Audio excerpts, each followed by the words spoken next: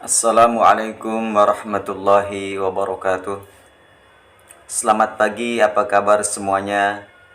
Anak-anakku semua, para pendengar yang budiman yang dirahmati oleh Allah Subhanahu wa taala. Semoga di pagi hari ini kita diberikan keberkahan, pemahaman, bertambah ilmu, dan ilmu kita bermanfaat. Amin ya rabbal alamin. Dalam kesempatan ini kita akan mempelajari tentang iman kepada para rasul. Baik, kita awali dengan ketentuan standar kompetensi dan standar kompetensi.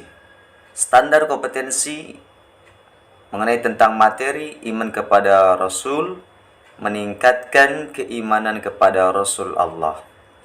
Standar kompetensi, satu, kita menjelaskan pengertian beriman kepada Rasul Allah. Dua, menyebutkan nama dan sifat Rasul. Tiga, meneladani sifat-sifat Rasulullah. Kita masuk ke materi. Iman kepada Rasul Allah. Ada beberapa yang akan saya sampaikan mengenai tentang pengertian, definisi tentang iman kepada Rasul Allah. Kemudian nama-nama Rasul yang harus kita ketahui selaku umat Islam yang sudah mukallaf tentunya. Kemudian kita akan membahas tentang sifat Rasul, baik sifat wajib bagi Rasul, sifat mustahil bagi Rasul, dan sifat jaiz bagi Rasul. Yang terakhir kita akan mempelajari bagaimana meneladani sifat Rasul. Kita masuk ke pengertian.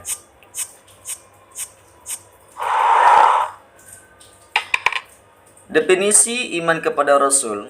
Iman kepada Nabi dan Rasul artinya meyakini Allah mengutus Nabi dan Rasul ke dunia untuk menyampaikan kebenaran, kabar gembira, dan peringatan, serta menjelaskan hakikat agama kepada umat manusia agar selamat di dunia dan akhirat. Ada perbedaan antara Nabi dan Rasul.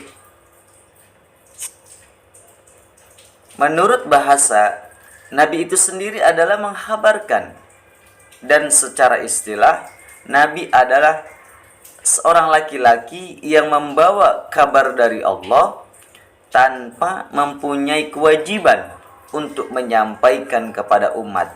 Itu Nabi. Sedangkan Rasul, menurut bahasa, artinya yang diutus. Dan secara istilah, Rasul adalah seorang yang diutus Allah dan mempunyai kewajiban untuk menyampaikan wahyu kepada umat manusia. Nama-nama Rasul itu banyak sekali. Namun di sini yang akan kita sampaikan, yang akan saya sampaikan yang harus diketahui oleh umat Islam, cukup 25 saja. Oleh karena itu, 25 Rasul itu adalah wajib untuk dihafalkan, untuk diketahui. Siapa saja nama Nabi dan Rasul yang 25?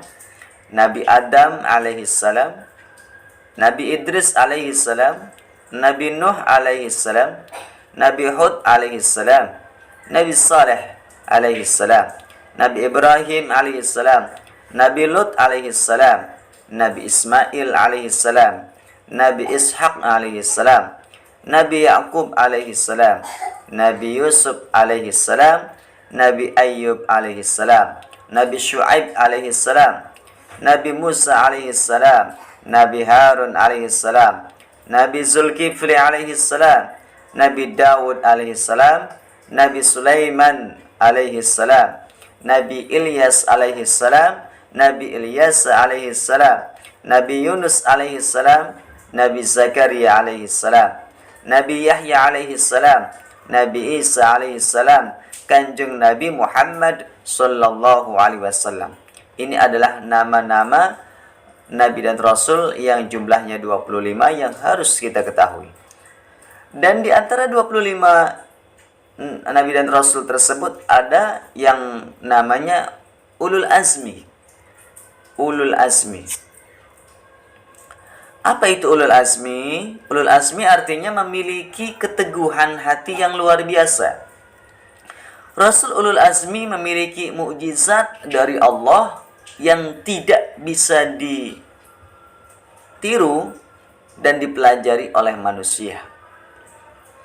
Di antaranya siapa? Yang pertama adalah Nabi Nuh alaihissalam, Nabi Ibrahim alaihissalam, Nabi Musa alaihissalam, Nabi Isa alaihissalam, dan yang terakhir adalah Nabi Muhammad sallallahu alaihi wasallam. Nah, sekarang kita masuk kepada sifat-sifat Rasul. Sifat-sifat Rasul yang harus diketahui oleh seorang mukallaf yang beragama Islam. Rasul memiliki sifat wajib, sifat mustahil, dan sifat jaiz. Sifat jaiz bagi Rasul adalah sifat yang mesti ada pada diri Rasulullah SAW, yaitu sifat siddiq, sifat amanah, sifat tablik, dan sifat fatonah. Sifat wajib bagi Rasul ada 4. Yang pertama siddiq, amanah, tablik, dan fatonah. Ini adalah sifat-sifat yang pasti ada pada Rasul. Siddiq itu sendiri apa? Siddiq artinya benar, baik perkataan, perbuatan, maupun perilakunya. Kemudian sifat amanah. Amanah berarti dapat dipercaya. Rasul memiliki sifat jujur lahir batin, dapat dipercaya, dan dapat menepati segala hal yang beliau janjikan. Ini adalah amanah, dapat dipercaya. Kemudian Rasul memiliki sifat tablik. Tablik artinya menyampaikan. Rasul menyampaikan semua perintah Allah dan tidak ada satupun ayat atau perintah Allah yang disembunyikan. Kemudian yang keempat, Rasul memiliki sifat fatonah. Sifat fatonah artinya cerdik, pandai. Rasul bersifat cerdik, bijaksana dalam segala hal, dapat menegakkan kebenaran, dan dapat menyalahkan yang batil, membedakan yang batil. Kemudian sifat mustahil.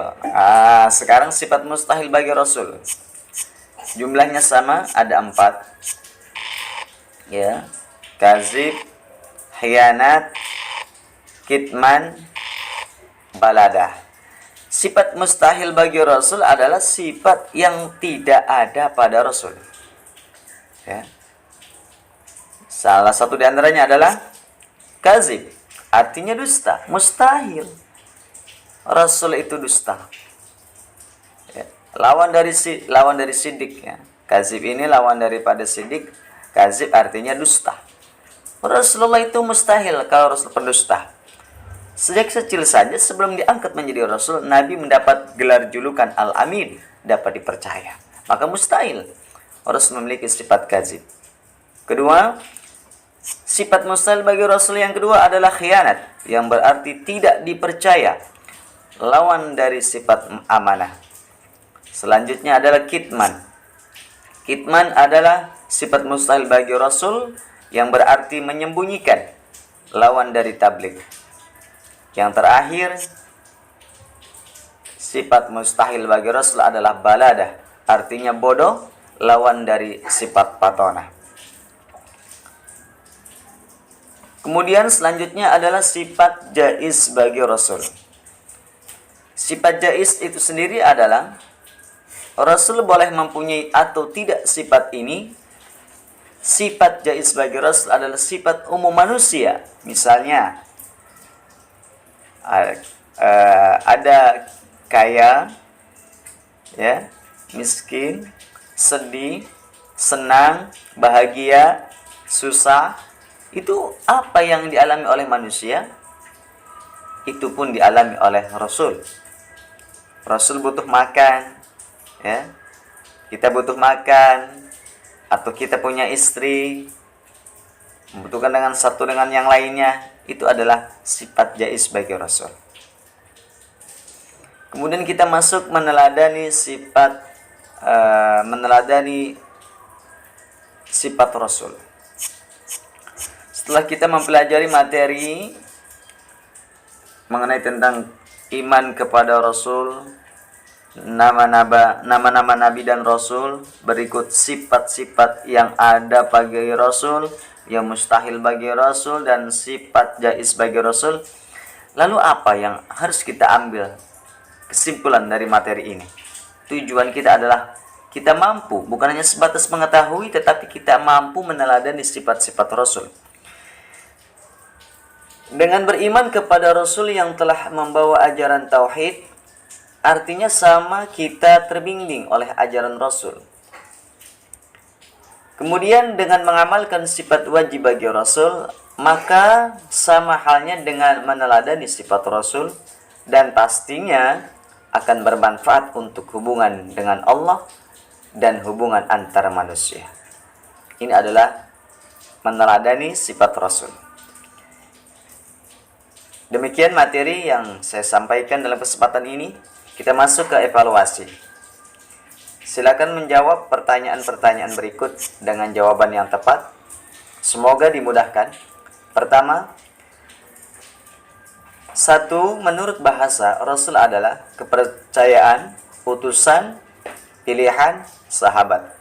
Soal yang kedua, tugas Rasul adalah A. Menyampaikan wahyu Allah kepada umatnya, B. Menerima wahyu Allah, C. Memberikan hidayah bagi umat manusia, D. Mengislamkan manusia.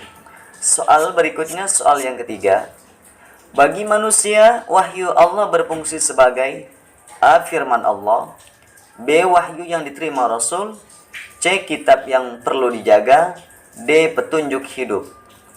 Soal yang keempat, lawan sifat kadzib adalah A. Siddiq, B. Amanah, C. Tablik, D. Fatona. Soal yang terakhir, yang kelima, lawan sifat amanah adalah A. Kadzib, B. Khianat, C. Baladah, D. Kitman. Semoga bermanfaat dan dimudahkan untuk menjawab soal-soal latihan. Jangan lupa, kalau memang video ini bermanfaat, silakan kalian share dan like and subscribe dan komentar. Terima kasih. Kurang lebihnya mohon maaf. Wassalamualaikum warahmatullahi wabarakatuh.